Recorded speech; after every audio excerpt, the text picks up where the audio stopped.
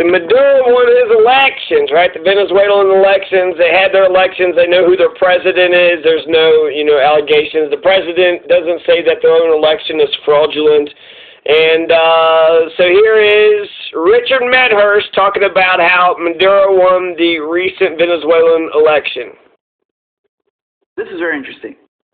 So, just to give you the results very, very quickly, very briefly, the PSUV, which is Maduro's party, the ruling party, the United Socialist Party of Venezuela, they won 68% of the vote. Okay, and they captured 67 seats in the National Assembly. Now, the turnout was 31%. Okay, so we'll get to that in a second. But it needs to be noted that the opposition that is backed by the U.S.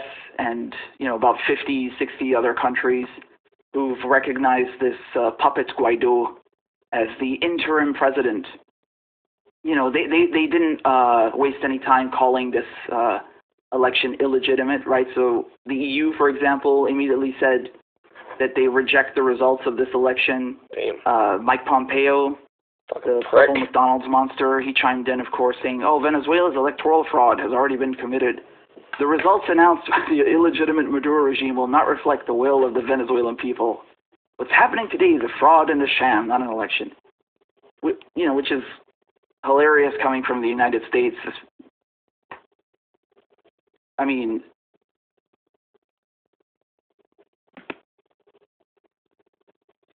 all right. Excellent reporting there, Richard Medhurst. So President Maduro, he won with 68% of the vote. Low turnout rate, but hell, Kentucky's had 13% turnout rate. So, congratulations, President Maduro of Venezuela. He won his election. Now, I wanted to talk about Jimmy Dore and Cenk Uygur. Okay, so Cenk Uygur, what is he saying now? I'll give you one of many examples. You could force the vote. Cenk Uygur is using the hashtag force the vote. Is this the game that he plays? He just wants us to convince him. He starts, and then is that what he's doing? Cenk Uygur, 22 minutes ago. It's 1:56 p.m. Pacific time, actually, Monday, December 21st, 2020. I'll give you one of many examples. You could force the vote on a defense spending bill. There's no downside to that. People in D.C. would be outraged. But that's irrelevant. But you must have an end game. Pure rage with no strategy is not helpful. Righteous anger with strategy can be. So Cenk Uygur is wading into the waters again, using the hashtag force the vote. Cenk Uygur again 14 minutes ago for all. Force the vote, people who absolutely refuse to have any strategy. Who's the progressive who's going to run against Pelosi in the caucus? If you don't have one, what's your next step? Who do you want instead of Pelosi? How do you get to your goal? No plan means no victory. Who's going to run against Pelosi? Anybody. I like Ilhan Omar, Kathleen Rice could work. There's 144 comments. Now, the comment that I liked a lot, let's see here. Cody Johnston, not talking about nothing. 600 tacos. What the fuck is he talking about? Okay, so going back to the adults here, trying to get, some Medicare for all, mature adult thing. So, Briahna Joy Gray, oh my God. From the top ropes,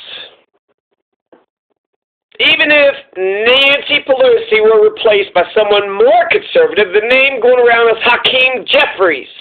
They would have less power than Nancy Pelosi and therefore would be less of an impediment to the progressive agenda. Also, Hakeem Jeffries would operate under a credible progressive threat. Ha-ha! Hakeem Jeffries. This is Briahna Joy Gray, everybody. Briahna Joy Gray. She's got Bad Faith Podcast. Bree Joy on Twitter. Check her out. Smart woman. Hakeem Jeffries. Hakeem Sekou Jeffries is an American politician and attorney who served as the U.S. Representative for New York's 8th Congressional District since 2013. A member of the Democratic Party, his district covers parts of the New York City boroughs of Brooklyn and Queens. He's 50 years old. So, looks like a very light-colored black man. August 4th, 1970 is his, birthday. He's a representative, a Democrat representative of New York's 8th District. Okay, so Hakeem Jeffries, there you go. There you go, Hakeem Jeffries. I like Ilhan Omar, but Hakeem Jeffries. And she's saying he's brand new. He's brand new, so he might try to, stop all the progressive, but she was going to stop all this shit too. But since he's brand new, he's not going to be the authoritarian that Nancy Pelosi is. He's not going to be the tyrannical authoritarian psycho that Nancy Pelosi.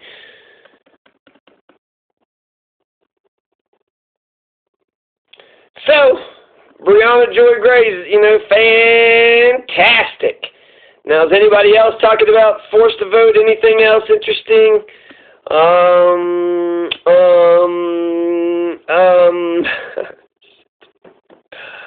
No. No, that's it. Peace.